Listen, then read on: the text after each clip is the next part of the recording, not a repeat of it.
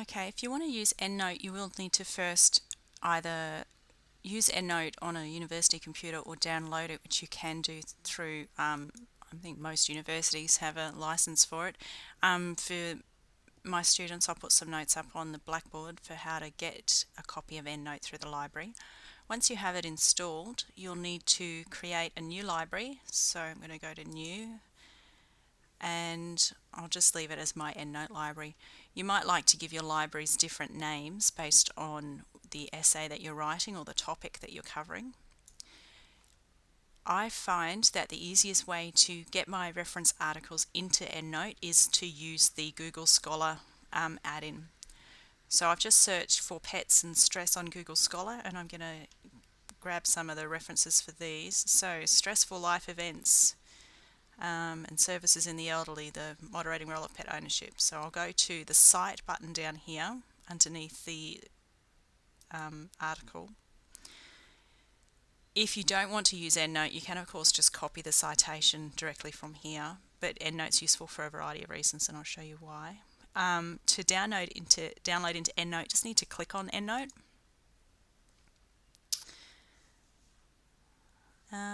Depending on how it's set up, that has not imported directly, it's just downloaded, but I'll just drag and drop that in. So on the university computers, it popped up automatically in Endnote. On my home computer, I've had to grab the download file. You can see it's downloaded as scholar.enw, and I've just dragged it into Endnote and it's popped up there. So that's one reference. Let me get another one. Cite, Endnote. I'll drag that in.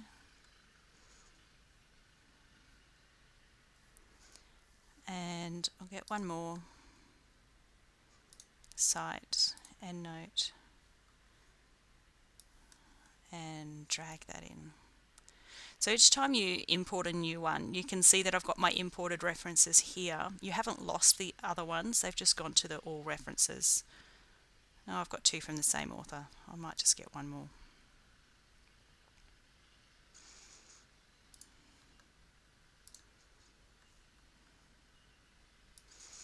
Now obviously for a proper essay you will have a list of actual references that you're using, and you might need to search for each one individually. I'm just looking for some examples.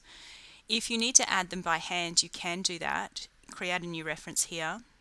So if you need to reference something that's not coming up in Google Scholar, like a website or a government document or something else, you can add that in here. So if, for example, I have a government document I want to reference, I can just use that template and just fill in as much of the information that you can find: author, year, title, department, date, and probably publisher. That might be enough. If you can't find all this information, that'll be fine. If you do have a URL for it, I would stick it in just in case you ever need to find it again. And if you're accessing on the internet, you do need to put in the date that you've accessed it to. So if you need to add in your own custom references that aren't coming through Google Scholar, you can do that through the new reference.